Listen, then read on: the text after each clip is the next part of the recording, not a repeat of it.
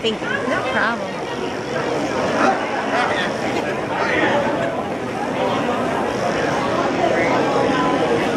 Hey Jen, can you don't hold her face, but just hold her facing forward. She likes to spin around.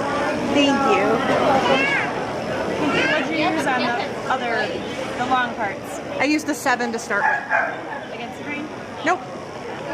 No, I don't clip against the grain because that can damage the hair. If it's a wiry texture or you're having problems getting length off, then do it, but not with a shorter blade.